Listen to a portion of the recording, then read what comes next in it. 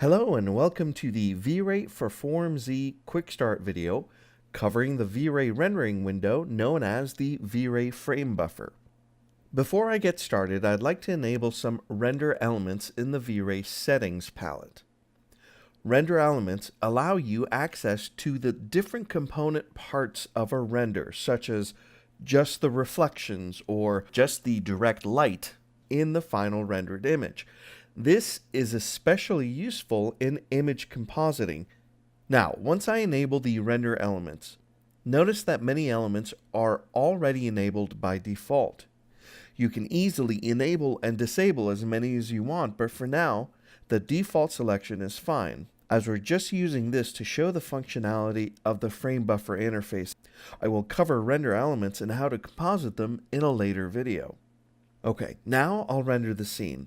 I've already set up the render settings in the scene to render a high quality image. Now we see the V-Ray frame buffer, also known as the VFB. I'm going to elapse some time here to get to the finished rendering. The VFB features a large selection of powerful tools, so let's go through several of the most useful ones, starting with the top bar. First, this drop-down box in the upper left corner. This features all of the image's render elements, also known as channels. This list lets me easily switch between the different elements to see how they've been output. RGB color element is the final render, also known as the beauty render.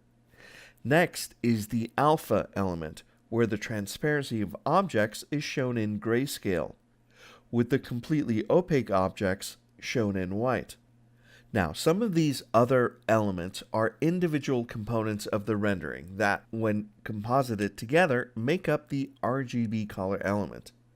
These include elements such as the reflections, refractions, lighting, which is the direct light in a scene, and GI for the indirect light or bounced light in the scene. Next to the drop-down list is a button that can easily switch you right back to the RGB color element. Another important feature is the Save button, which allows you to save the current element you're viewing in the VFB as an image file. Many popular image formats are supported, including PNG and JPEG, but also 32-bit formats are also supported, such as EXR and V-Ray's own VR-IMG format.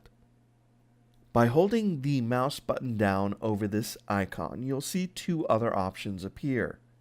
You can save all the render elements each as a separate image file, or you can save all render elements to a single multi-channel layered file, which is only supported by the EXR and VR-IMG formats.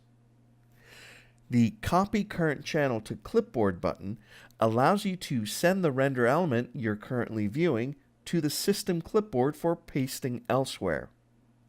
The Render Region feature allows you to select a region of the image so that the next time you render, only this part of the image is rendered out. To demonstrate this, there's a set of render and stop buttons here in the upper right, which do the same as these buttons in the V-Ray settings palette. Now, once I hit render, you'll see that only what is in the region is actually calculated and re-rendered. Down at the bottom bar of icons, let's take a look at the corrections control. Clicking this displays many post-processing effects available to edit the current render, similar to some of what you'd find in image editing and compositing software such as Adobe Photoshop. These controls can even be manipulated while the image is currently rendering without affecting the rendering process itself. Now, my image is a little dark, so I'll enable exposure to start fine-tuning the image.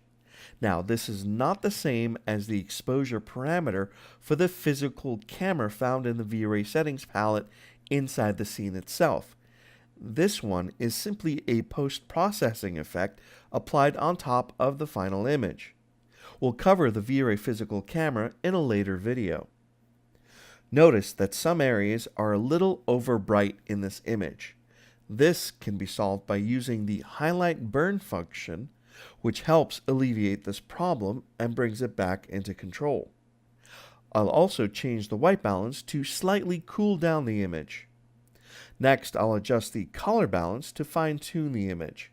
This can even allow you to independently change color balance settings for shadows, midtones, and the highlights for the most latitude in your image editing. I'll make the highlights slightly warmer by adding a little red and yellow. Notice that when I switch back to the other settings, the values have not been changed. Now, there are also levels and curve controls. I'll use curves to make the scene a little bit brighter. Now, this is quite similar to how you would do this in Photoshop, for example. Now, I'll close the color corrections, and let's take a look at the VFB's history by clicking on the H icon down here. Now, once you display history and then you enable history using the power button here, it allows you to store your renders in a folder that you specify to help you easily compare between the images. You can save a render in the VFB history by using the save icon at the top of the history. To see any image in the history list, simply double-click on it. Now, if I select one of the images in the list and click the Set A button, I can use a sliding line to compare my A image with the current rendered image, or to a B image that I can select from the list with the Set B icon here. Now, I'll disable the comparison and then hide the history so that we can take a look at the lens effects settings. These are bloom and glare effects which can be added to the rendered image. Here I'm going to enable bloom.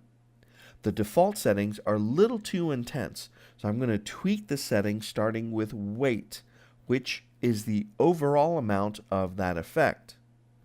Next is size, which controls the size of the bloom, and then shape, which affects the fall off of the bloom's effect. The final result is a nice bloomed light effect on all of the brighter portions of the image. Thank you for joining us for this look at the V-Ray frame buffer for V-Ray for Form Z.